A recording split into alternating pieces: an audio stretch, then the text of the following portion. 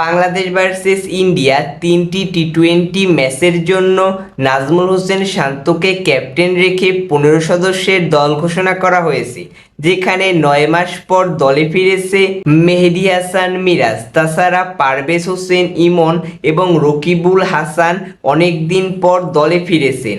বাংলাদেশ দলের পেস ইউনিটে রয়েছে তানজিম হাসান, সাকিব, শরীফুল ইসলাম, তাসকিন আহমেদ এবং মোস্তাফিজুর রহমান। বাংলাদেশ দলের ওপেনিংয়ে রয়েছে নাজমুল হোসেন শান্ত, তানজিদ হাসান তামিম, পারভেজ হোসেন ইমন এবং লিটন কুমার দাস। সৌম্য সরকারের পরিবর্তে পারভেজ হোসেন ইমনকে দলে নিয়েছে বিসিবি।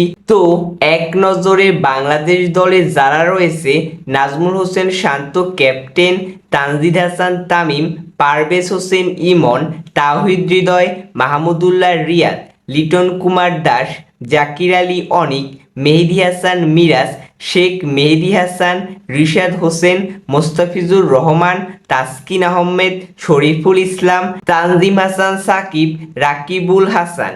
সাকিব আল হাসানের টি-20 থেকে রিটায়ারমেন্টের পর বাংলাদেশ দল কোনো টি-20 সিরিজ খেলবে। তো আপনার কাছে বিসিবি নির্ধারিত এই দলটি কেমন লেগেছে কমেন্টে জানান।